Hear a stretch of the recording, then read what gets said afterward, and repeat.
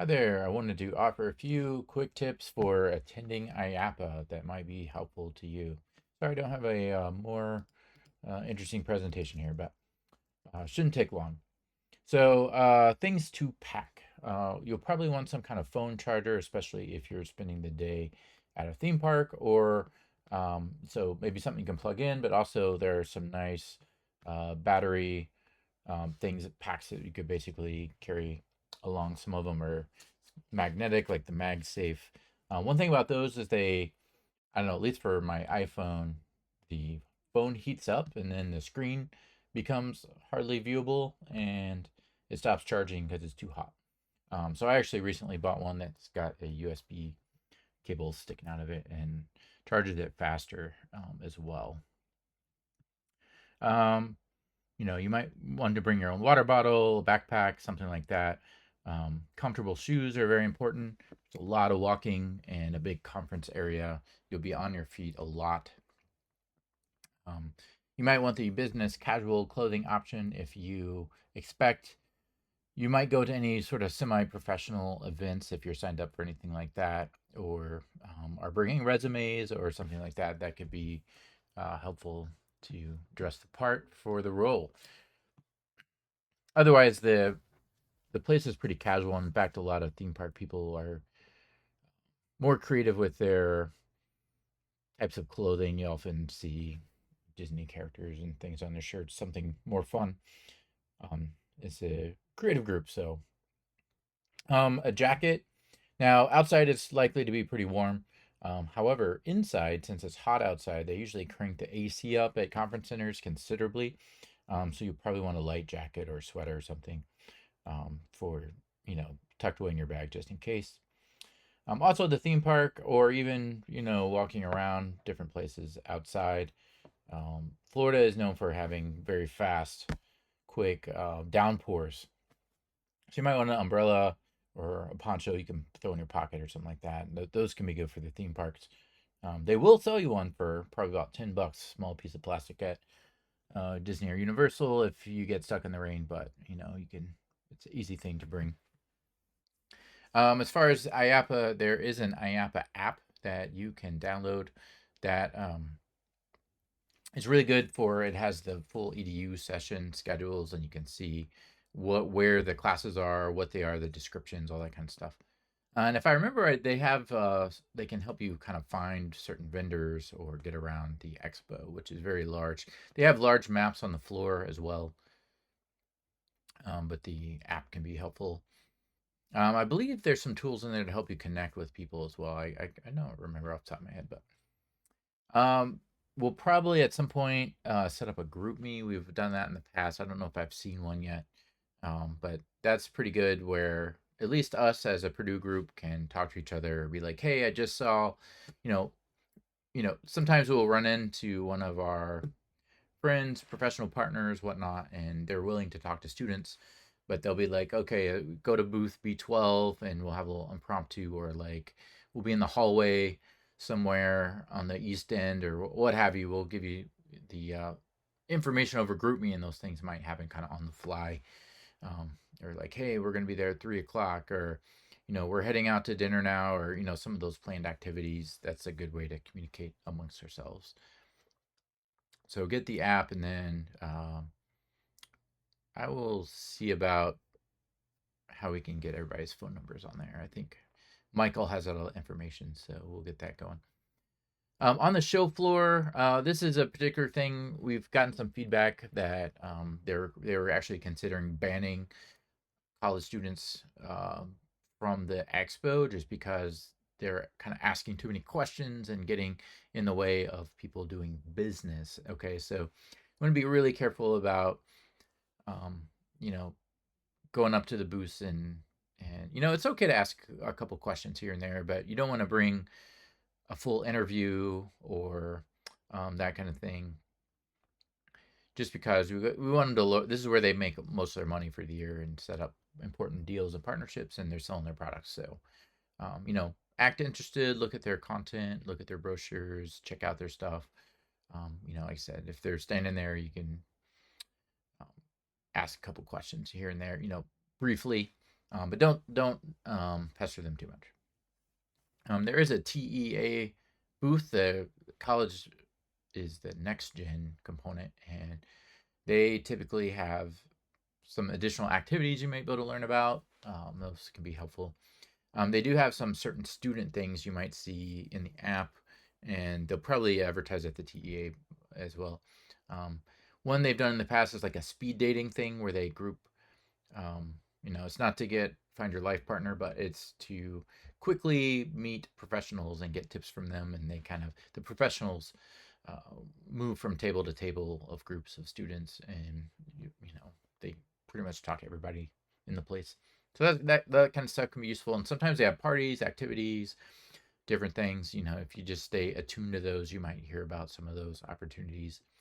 Um,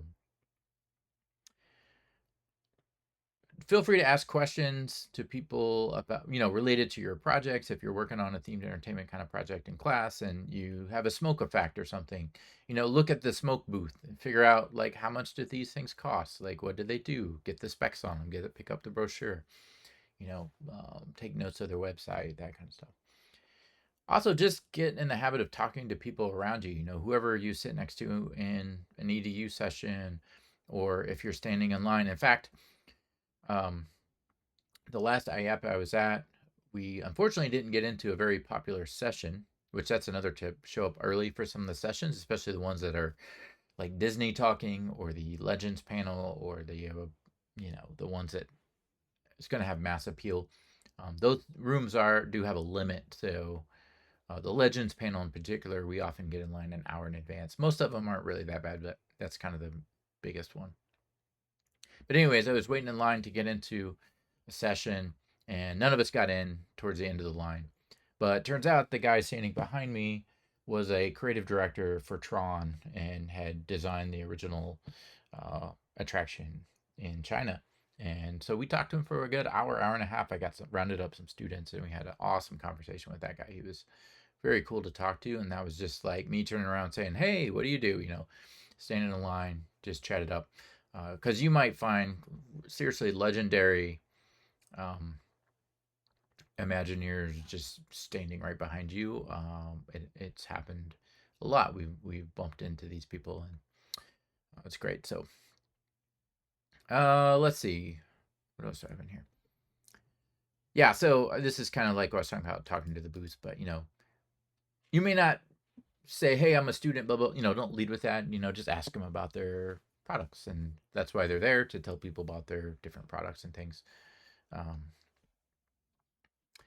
Elevator speech. I talk about this in some of my classes. If you haven't had me, that's where you, like, if you bump into somebody in line, they're like, "What do you do?" That's where you say, "Hey, I'm a student at Purdue. I'm studying themed attraction. I'm in the certificate program, or I'm also a mechanical engineer." Whatever it is that you do, can you explain that in 15 to 25 seconds without getting into the nitty gritty details? But that conversation can always expand from there. But can you present yourself with a loud, clear voice, looking someone in the eye, talking to them about why you're there and what you're doing and what you're interested in? That's how you make those networking connections to get a job. If you are not on LinkedIn, set up an account before you leave town. Put a professional photo in there. Put some of the basics of your education stuff in there. Get your page set up, because the themed entertainment industry is very heavy into LinkedIn. That's how people connect. That's how they talk to each other. That's how they post jobs. You want to start to get on this network. So what happens is you can meet somebody. If you have a conversation with them, it's very easy to add them, even if they're like a famous Imagineer or whatever. If they just talk to you and you add them a couple minutes later, they are more likely to accept you as a friend. I was like, "Oh, that's that person I just met." Now, some people, like the really popular people, you just follow them on LinkedIn, but they often, they release, "Oh, Disney's hiring," or "This is the latest, greatest job," whatever. They, post a lot of interesting stuff. And I get sucked in and lost when I go to LinkedIn, because there's so much cool stuff that people I've followed post. And then us professors, we post jobs and interesting opportunities on there as well. If you There is like a QR code. I don't know if at the top of my head how you get to it, but you well, I don't know, it's like a button off your profile or something where it brings a QR code and then you can flash that at people and they can get straight to your profile without like spelling your last name or whatever, that kind of stuff. Might be too late for this, but business cards can be a good idea to get your name out there, to share information. I mean, mine just has like my email and my LinkedIn profile so that, people, I can give them my card and they can find me later, email me later. Um, that's a good way to share contacts and information. If you do want to get some printed out, put your basic info in there, make it look good. FedEx can turn those around in less than a day. And sorry, I don't, this link right here, you can probably kind of transcribe it there if you need it, but I did do a little business card design thing at one point with some tips. Now, you might bring a resume if you're job seeking. You might have an opportunity. I don't know if they have any portfolio resume review sessions on this. I haven't checked in particular. Sometimes those kind of things come up. But if you're like looking for a job in the next 6 months, you're about to graduate, things like that, you probably want to have some well put together resumes ready to go.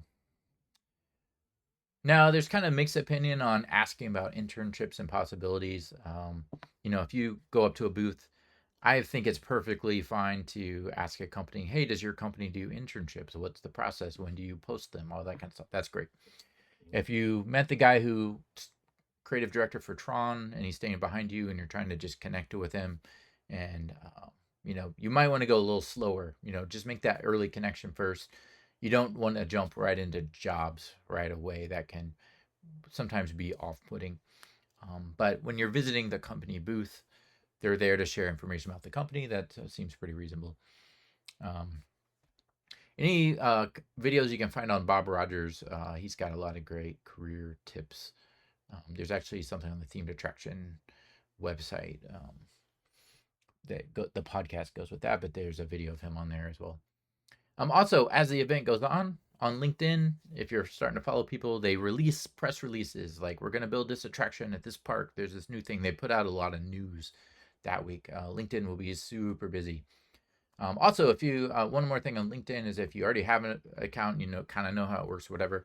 Students that have done really well connecting with people in the past and have jobs now have always been really good about using LinkedIn. What they do is they might recap their day. They might mention people they've met, tagging them.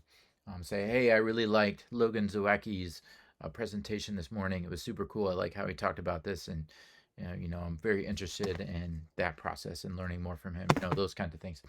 It's great to tag people and connect them, and then they see your content. They might reshare it, but give credit where credit's due. Like if you meet a cool person, say, hey, I met this cool person today and I also learned this and I saw these awesome things. Post some pictures, all that kind of stuff. That just kind of gets your name out there. People see you, and eventually there might be some familiarity there. Also, on Friday, we're going to TEAAS, which is the Academic Symposium. Just Google that and you can get to the website. If you want to go to that, it's more, actually, we have some really excellent speakers this year. Margaret Carrison, Joe Pine wrote The Experience Economy.